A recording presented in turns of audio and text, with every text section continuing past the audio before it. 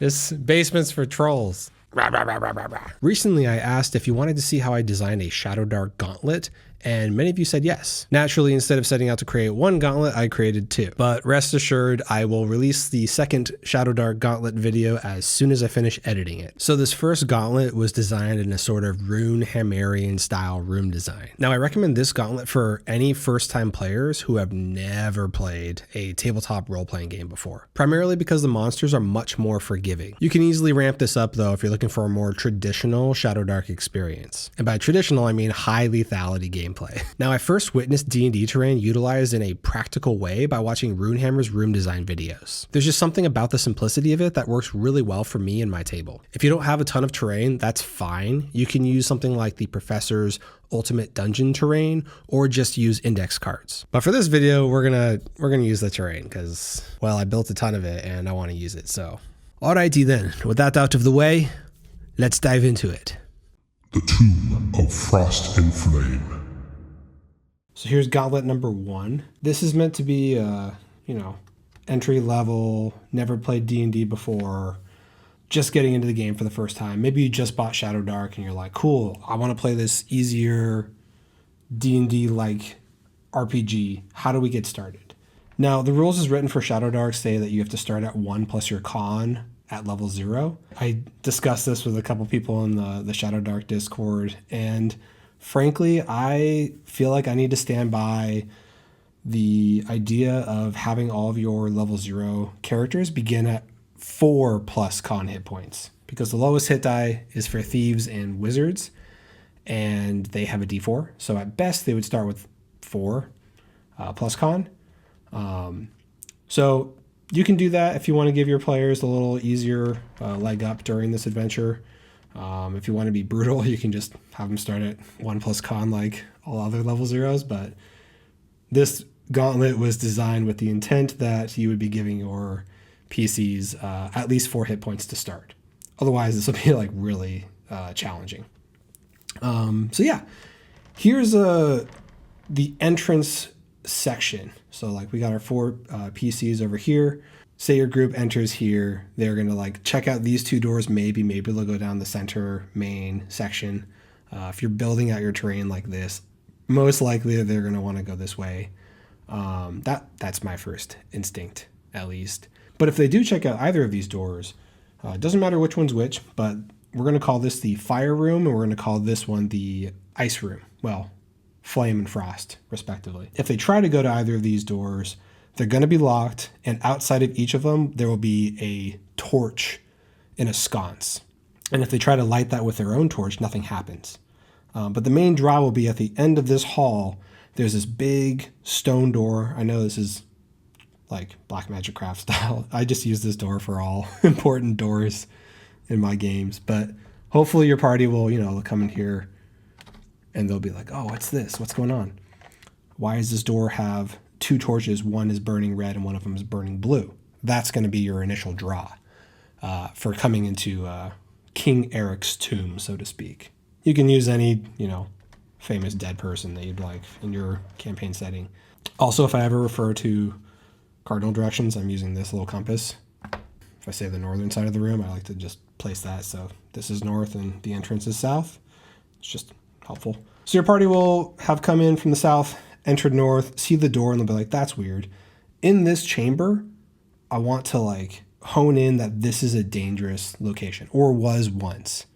And you can say that by being like, there's countless bodies strewn around this chamber. Corpses, rusty weapons from what looks like a battle that occurred here generations ago. And that should sort of signal some danger to your players, and also foreshadow, which we'll get to when we return to this room after we've gone through the flame room and the frost room. But when they get to the end of the hall, if they did check the torches at the beginning, they'll be like, oh, these torches don't work, but this one has a red torch and a blue torch. That's weird.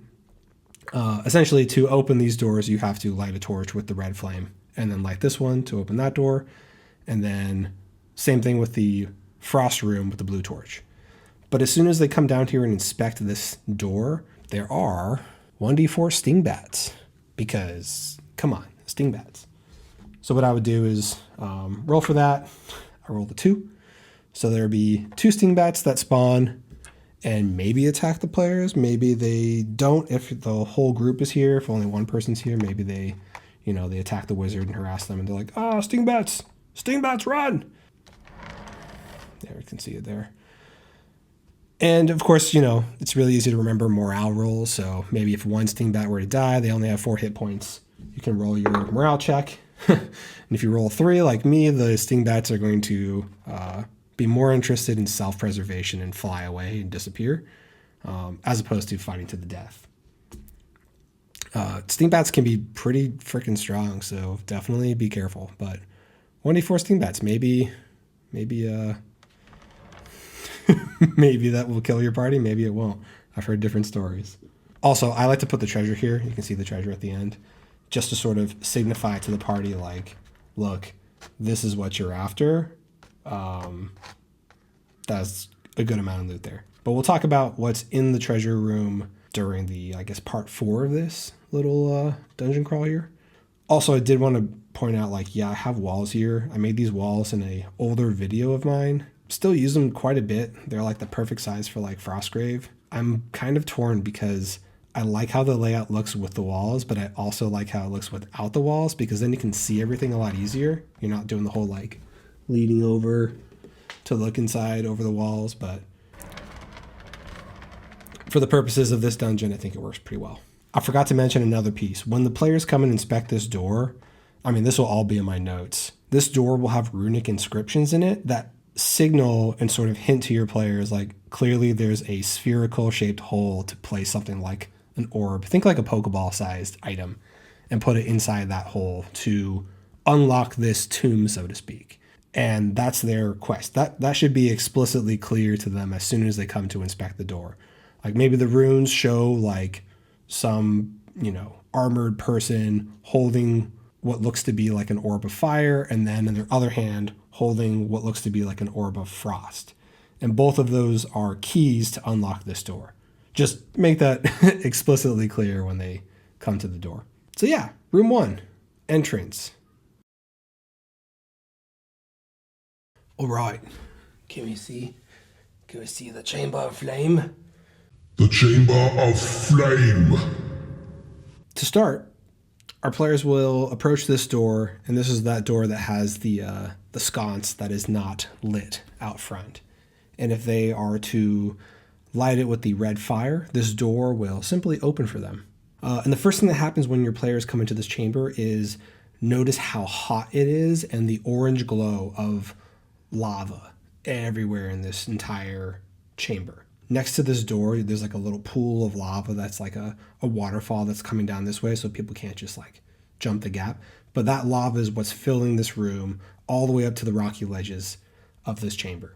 Obviously, a huge threat is the lava. If you fall in the lava, you'll take some, probably about D8 damage, which very likely will kill one of your level 0 players. So hopefully that doesn't happen. Every other round, they're going to need to make a DC 5 con check, or they're going to take 1 point of damage from the extreme heat.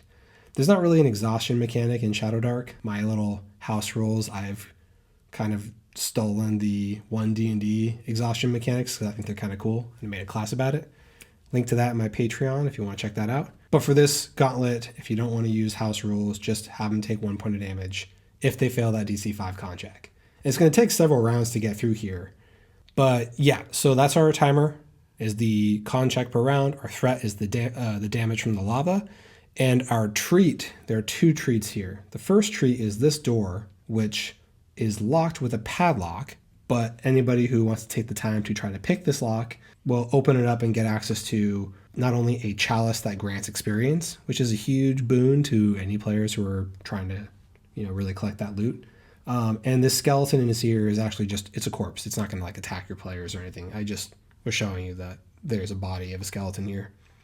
And it also has a sack. And in the sack, I think I wrote down, it's an old sack with a potion of healing, which is pretty crucial if you want to get through this gauntlet, at least without significant damage. So maybe your players will come in here, they'll make their first, con check.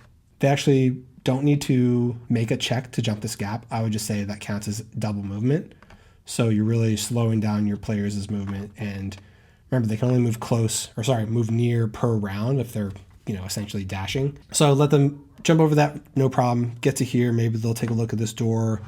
This door should be able to be seen through. There's like a little, those medieval prison doors. So you see like the little bars of steel. They can look through that and see that somebody was locked in here with this chalice and left to die in the heat. So if they were to pick that lock, they can go in there and collect that. Maybe they take the time to do that. Maybe they're injured because it just came from the frost chamber and they're just trying to get through this quickly. Who knows? Maybe our players, they'll jump across the gap here. They can only move so far, so they actually have to wait for their friends to clear the area. But once they get here, this is where I have a number 1. You can see the 1 there. And the reason I have 1, 2, and 3 laid out is because these are all separate checks. This gap is a little bit too big for them to just use double movement. So they are going to have to make some sort of dexterity check to cross that gap. They get 13, easy to jump the gap, no problem. And each of them has to make that check. So DC 9, pretty easy to jump across. That's the first gap. If your players decide to use some sort of smart idea, maybe they have a rope and they're going to try and like lasso it onto here to like help them get across by pulling and jumping. Let them roll the check with advantage. Our players will, make that check. Jump across here. That's the first check. When they get to this section, it's going to be essentially the same thing. And remember, every other round they're making this DC 5 con check, and that's going to be adding that pressure of like, holy crap, are they going to make it through this without taking any damage, or are they going to take some damage and be weaker for the next room? So check number 2. Got to jump this gap. And eventually they're all going to make it, hopefully everyone makes it over here to this section. Now, I don't have like an iron bridge, but I wanted this to be iron because if it was a wood bridge, the lava would just burn it. But there's a lever here that they could pull with a strength check or by damaging it. And when they pull the lever, this would cause this bridge to collapse and form a walkway for our players to get across. If you check for that, also a 9, just another 9. Eventually they'll get through here and get to the door, which just opens into Flame Room number 2. Flame Room number 2. Cool. So at this point, your players made it through Flame Room 1 and have entered into Flame Room 2, which is kind of a hellscape, to be honest. They'll enter in here and kind of inspect and be like, there's nothing really going on in here. It's fairly quiet. In this section, we'll just say there's like lava here. A little bit of lava. It's not as hot as the prior room, so they're not going to have to continually make that DC 5 con check to avoid taking damage. But they will eventually come to this door at the far end of the hall. Oh, actually, before we even get to the door, we got to talk about what's happening in this room. Because if they were to go around this corridor here and kind of inspect these side chambers, they will notice that there is a wonderful treat in this room. And the treat is more bodies. The more bodies of the last group that came in to Flame Room number 2. Maybe there's like a body slumped over here, and there's one over here, and there's a guy that's just like laid out, burnt to a crisp right here. The main piece is to inform your players one of them was burnt to a crisp. That's a little foreshadowing. But amongst them, if your party takes the time to like search their bodies, they'll find a warhammer, a shield, a short sword, maybe a crowbar, a torch, and then some coin. So I wrote down I rolled for this 2 gold, 10 silver, and 32 copper amongst all of the bodies total. So hopefully they'll go and just be like, cool, we're going to loot the bodies. Boom. You don't have to go to each one and loot. Just be like, if your players want to loot the bodies, let them loot the bodies, and that's what they're going to find. And yeah, gold is pretty valuable in Shadowdark, so lay it on them. How else are they going to save up money for carousing? Well, if they survive. So let's get to that point first. So maybe they searched all the bodies, collected the loot that they wanted. It's always good to ask your players ahead of time, like how they envision their characters. So if they don't have their ideal weapon, you can make that weapon be one of the pieces of loot that they would find in the dungeon. But eventually they'll come to this door and they'll realize, we can't really, the door doesn't have a handle again, but instead there are more of these weird runic inscriptions on it. And above the door, the main piece that I want you to share with your players is there's sort of a like Roman numeral tally at the top. So Roman numeral 4 would be 4 lines, line. And nothing essentially happens until they go and they touch the door. As soon as they touch the door, they'll see that each of those lines begins to glow. It'll first glow 1, then 2, then 3, then 4. And then quickly, almost like a loading bar, like 1, 2, 3, 4, 1, 2, 3, 4, 1, 2, 3, 4, and then it will stop and it will go out. And that should mark to your players, that was weird. And then the glowing mark number 1 will illuminate just 1. And what happens is from the lava pool, there will be a cackling laughter like that of the classic D&D monster, the Flame Skull. Though this isn't like a full-on Flame Skull because that would be brutal for level 0 players. These little flames, we're going to make these our Flame Skulls. So it'll spawn here. They can kind of hover and they kind of like dance around. But this is a minor Flame Skull. So they are a little hard to hit. They got an AC 13. They only have 2 hit points and they bite with a +2 and they do D4 damage. And they can kind of fly near. So maybe they fly over here and maybe they're going to jump over to 1 and try to bite. The dangerous thing about these Flame Skulls though is they have a heat aura. So all within close to them, within close range, so I would say this is close, have to make a DC 9 con check or take 1d4 damage. Pretty tough, but there's 4 players and killing, doing 2 hit points of damage won't be that hard. The challenge with this room is they can't get through this door until all 4 marks on the door are illuminated. So that's 4 rounds, if you think about it. But 4 rounds having after killed all of the Flame Skulls. So round 1, we spawn 1 Flame Skull. Round 2, we spawn 2 Flame Skulls. Now, they don't spawn each round. They spawn after the first one's been defeated. So you defeat 1, great. Next round is 2. Once you defeat those 2, great. The third number will light, and then there's 3. And once you've defeated all 3, then there's 4. Now, fighting 4 at once is going to be pretty challenging, and I would expect your group to have to use a potion of healing and maybe even retreat and have to come back. But once all 4 of them have been slayed, this door shifts and opens. And your party can move on to Flame Room number 3. So here's Flame Room 3. And you don't really need to build this one out because it's basically a single room. There is a threat here. There's no timer. I mean, the real timer is like, are your players okay? Like, the first several rooms can be a little daunting. So maybe someone's died, maybe they haven't. Maybe your entire party just rolls like super elite hackers skills and just always gets natural 20s. Regardless, this is our final room for the Flame Room series, and it's pretty straightforward, but also very deadly. Right in the center of the room, there is a pressure plate, and that is our threat. If your players, you can describe this room as like a long hallway with, it's 30 feet long. And at the far end, there is a pedestal that holds the fire orb. Your players will walk in through this first room, and I always like to telegraph danger, so I would explain that there are char marks throughout the center of the chamber, and then there will probably be there's got to be at least one body to kind of show that the prior group that came through here was not as successful maybe as they are. Telegraph that there is definitely danger here, probably a trap, and maybe your players will see that there's a pressure plate. I also rolled for this one on the Shadowdark map generator, so I figured there's got to be one room with a trap in it. So maybe they make a check and they identify that there's a trap there. Maybe your more thief-like characters and be like, I'm going to try and disarm the trap. We'll say it's DC 12 because, maybe it's a little bit more sophisticated of a trap.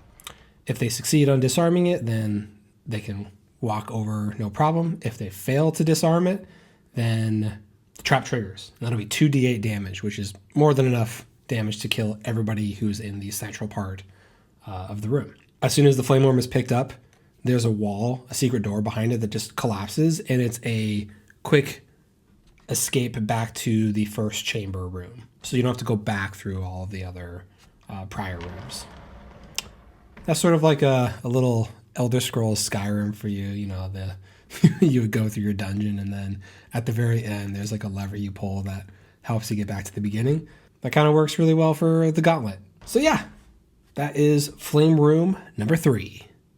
All right, before we move on to the Chamber of Frost, if you're enjoying this content and you want to help me out, there are 2 ways you can do this. First, you could tap the like button so this video can reach a wider audience, or you can sign up for my Patreon and earn some cool perks like additional content. You can find a link to that in the description down below. Anyway, let's take a look at the Chamber of Frost. All right, so here, so I had to get a little creative with my terrain here and use some foam blocks to kind of prop it up and make this sort of slide how I kind of imagined it. And this is, I think, as close as we're going to get to, you know, a sort of icy slidey. I don't know if you ever played that old original PlayStation Frogger, but there was this like one level that had like a dark ice sliding level, and it was so hard, but it like is just glued to my memory. So this is meant to be sort of like that, with, of course, the classic sheer drop-off on the icy pathway and some wonderful spikes to impale yourselves on. Yeah, good fun. So our players will enter, let's see, from the south. And this is after they have lit the blue torch. They'll come into this room. It'll be pretty dark, and they'll see this super cold death slide. Essentially. And our timer, of course, will be that it's obviously horribly cold. So this is the inverse of the Chamber of Flame. But the Chamber of Frost, DC 9 con check when you enter the room, or taking that 1 point of damage. Our threat, of course, is these slides that kind of go down in order for a player to, as soon as they step on here, they're going to start sliding down. And in order to avoid getting impaled on these spikes, they will have to make a DC 7 dex check to slide down this way or slide down this way to avoid those spikes. Otherwise, they will impale themselves on the spikes and take 1d6 damage, which very well could kill them. So everyone will make their dex checks, hopefully not dying there, getting to the middle platform.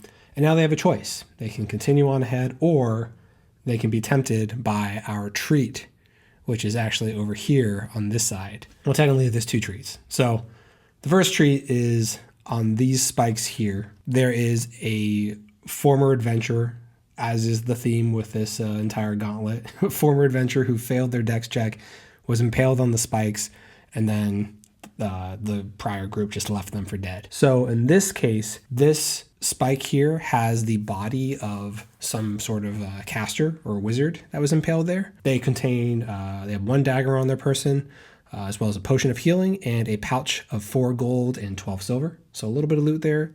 Potion of healing is the main piece here. So hopefully they'll go and grab that.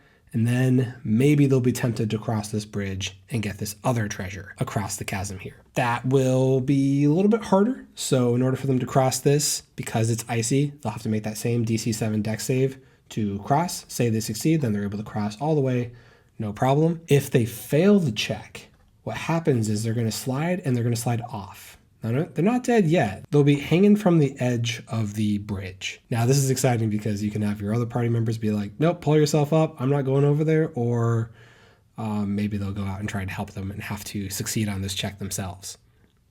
So, but in order for them to grab the ledge, they have to make a DC 10 dex check. And then it's a 12 strength check to pull themselves up on the ledge. And then since they're halfway, I would just give them advantage on sliding the rest of the way because it's not nearly as far. But they do have to make the check again if they fail it and fall over the ledge. If they fail their strength check to pull themselves back up, it's up to you. Do they really fail by a lot? If they fail by a lot, maybe they slip and they fall to their death. If they got a good roll, but they just like weren't quite at the 12, maybe a 10 or 11, maybe they like pull themselves up, but it's not quite enough and they have to like hang on from the side and give them one more check. But this could be very much a player character death if they're not careful. But they can grab this treasure and then they would just do that same DC 7 dex check to go back. Or if the players are smart and they use something like rope to tie that person off in case they were to fall and everybody kind of holds on to them so they have an anchor, that's a clever way to avoid the risk of them falling off the edge. And then, yeah, so then the second half, they'll slide down this way. Same sort of check, avoiding the spikes. If they fail, they're going to get impaled and take some damage and access the next room of the Chamber of Frost.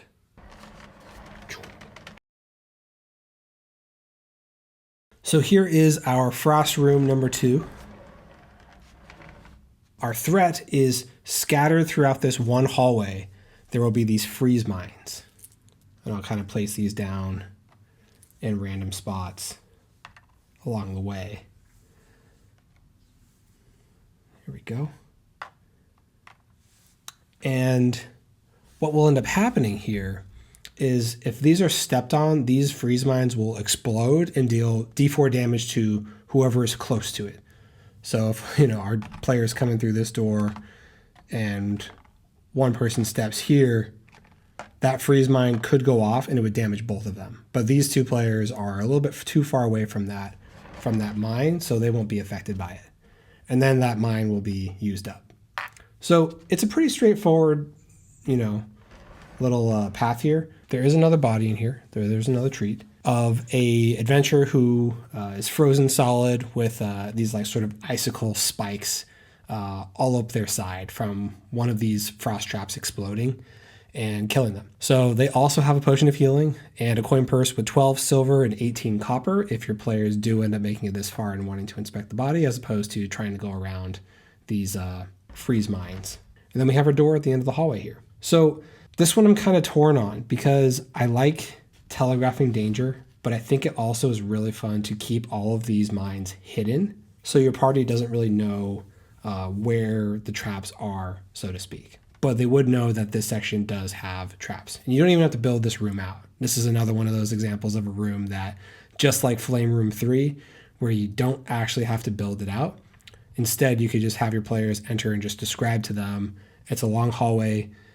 You see a body at the far end of the hall that looks like it was killed. Something about the ground. You see these like little runic etchings in the ground. I mean, this is how I imagine a glyph of warding looking, but it was like some sort of rune, kind of like that on my dice box here, carved into the ground or drawn in. The main point is telegraph the danger that somebody had died coming through here, and if they do something creative to avoid the runes, just let them avoid them and not take any damage. But if they're just like, cool, we go straight to the door and leave, then there's consequences, obviously, for being a little too aggressive in your push towards the final room. So yeah, that is Frost Room number 2.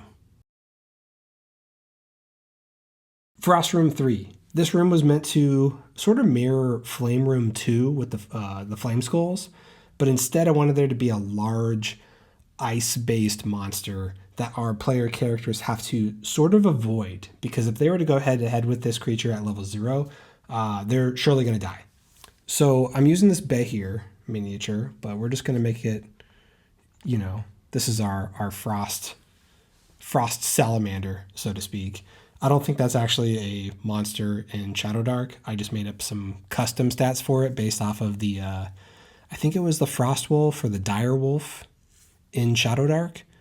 I don't know, whichever one has the Frost Breath. I kind of based this creature off of that one. It's got an AC of 14 and 25 hit points, which is, by 5e standards, not like nothing.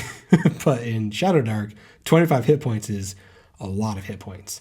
So technically, it's possible that if they all got lucky with crits, they could kill this Frost Salamander, but not likely. I think what will be a better strategy here is to almost distract the Frost Salamander away long enough for another person to grab the ice orb and escape through this little pretty intense room design.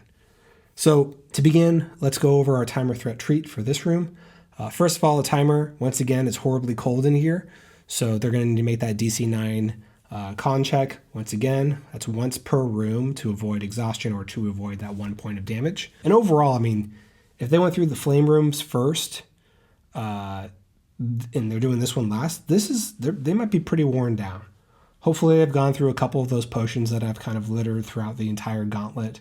But if not, this would be a good time to pop some of those and get back up to full hit points. So that's the timer. Our threat, obviously, is our giant frost salamander. And she's going to be like either over in this spot, maybe over in this spot, or over here. So I'd actually roll a d6 to determine. I rolled a 1, so we would go like 1, 2, 3, 4, 5, 6. And then that would determine where our salamander is when they enter. So I rolled a 1, so we're going to put the frost salamander over there. She's going to be hanging out. If you want to make it a roll for whether she's sleeping or not, I think Shadowdark has like a full, like, what is your monster doing before you encounter them table. Let me see. Random encounters. Activity 2d6. All right. Let's see what our 5. Cool. So our frost salamander looks like it's eating right now. So maybe it's over here, and perhaps our players, come up this way. They look through here and they're like, oh shoot, we can see there's a chamber over there. Like we got to go around. Maybe they split up to go here and to go there. I wouldn't split the thief and the wizard. That's that's a recipe for disaster. But maybe they peek around the corner because they hear something and they see the frost salamander over here eating. In which case, maybe they go over and connect and say like, "Yo, there's there's our big monster. Let's avoid that." And then you can kind of compile some sort of strategy. So that's our threat. Obviously, the treat is our ice orb. So how do they get it? I don't know. That's up to the players to figure out. Maybe it's a distraction. Maybe they actually all gang up on this salamander and kill it. Or maybe they use some sort of aspect of the terrain here to trap it or knock it out or something like that. And lastly, I actually forgot the most important aspect of this that makes it really crazy is the frost salamander has a fog aura. So it generates like a fog cloud wherever it's at. So if they were to go this way, they actually might not even be able to see the frost salamander. They would just hear it eating, and then it would just be a wall of fog. So that adds this like weather element of like, oh, well, we can't really see, but we have torchlight. Maybe it can see us. We don't know, as, a level of excitement. So, of course, maybe our players are going to go this way because they have a thief who's looking out. Maybe the thief's just keeping an eye on it. Maybe they shout if the frost salamander were to leave their line of sight and they're trying to sneak over here, and then boom, they say, watch out, the frost salamander is coming. And then, obviously it's going to draw its aggro and try to attack, but it can't fit through here. So it's going to realize it can't get there and it's going to go around. And maybe it bumps into the players here or here. And then it's a mad dash for getting the ice orb, running through maybe like this corridor over here, because the frost salamander can't fit. If it's right here and they get over here, they're safe. I would probably make it so that this rock wall could be broken down by the salamander. But that thing has a frost breath, so it has a ranged ice breath that does 3d8 damage, and it can only use it once every d4 rounds. So that might straight up kill one player character. Yeah. So this will be sick. They grab the ice orb, maybe run this way, maybe pass it off to their thief, and then get out of here quickly. The other piece to keep in mind is, depending on how this fight goes, you could do the whole Skyrim secret door thing where they pick up the ice orb and a secret chamber opens up that they can all run through. And maybe it's just a matter of sneaking by it and then quickly getting there and getting through that door before the frost salamander notices, which could be really exciting as well. And then they start back in the beginning room, and then we will go on to the final section of this gauntlet, which is unlocking the tomb of King Eric. So at this point in the gauntlet, your party should have successfully acquired the fire orb and the ice orb, and they've returned back to the main chamber. The first thing that you're going to do, your players are going to probably try to do, is take the fire orb, put it in to the keyhole, which is the spherical key slot that I had mentioned earlier. And as soon as they put either of them in, the respective flame is going to glow and burn brighter. So the flame, the fire orb flame, will begin to burn a bright red. And then same with the ice orb. The ice orb torchlight will be burning this brighter, intense blue flame. But as soon as both of them are put in, what's going to happen is we're going to have a timer roll. We'll take another d4, and the timer is 1d4 plus 1. So you're going to roll the timer. I got a 3 on this roll. So in 4 rounds, this door will finish opening, because it's like a giant stone heavy door. It's going to take some time for that door to finish opening. But because we want to keep our timer threat treat in mind, the timer is the door opening, and the threat, we're going to also roll a d4 to determine how many of the forgotten dead arise from within this chamber. I alluded to this earlier in this video. So 3 to start. So we'll have 3 of the Forgotten Dead sort of spawn. Say 1, and you can just place these wherever. If you have one of those cool little arrow dice, you can decide where they spawn. So we'll have 3 to start. There are 20 total bodies in this room. So I like to take a spin down. We'll say 3 spawns, so let's put this at 17. See a 17 there? And just put this out in front of your players on the table. And be like, cool, there are 17 bodies left that haven't been animated yet. And every other round, you're going to roll that d4 to spawn more. Now, these Forgotten Dead are pretty easy. They only have an armor class of 10 and 3 hit points. So should be pretty easy to kill them. The issue is being overwhelmed. But hopefully with all the items they've collected from the Flame Room and the Frost Room, they'll be able to survive this and get through the door to the treasure. Also, these monsters do like a d6 damage. So, get a feel for it. If your players are really just battered from the first 2 trials, maybe instead of having them do d6 damage, they do d4. That's an easy fix if you're at risk for TPKing your group, which is also fine. If you TPK them on this, it's fine. They're level 0, so. Yeah, so hopefully they're like, okay, oh shoot, we got to go here. The dead are rising, and we got our fighter running out along with the priest. Our caster person's back here. They probably don't even have spells yet. They're just like, that's their planned class that they want to go into. Maybe our thief has a bow and they take a shot at this skeleton. Our fighter runs forward with the priest to fight this one, and our timer ticks down to 3. Fighting, maybe they kill this skeleton off. This thief kills this skeleton off, and then we roll our d4 afterwards. Oh no, it's another 3. Another 3 skeletons or for the Forgotten Dead rise, and we're down to 2 rounds now. Right, so you can see how they're going to keep coming until this door is gone. But eventually,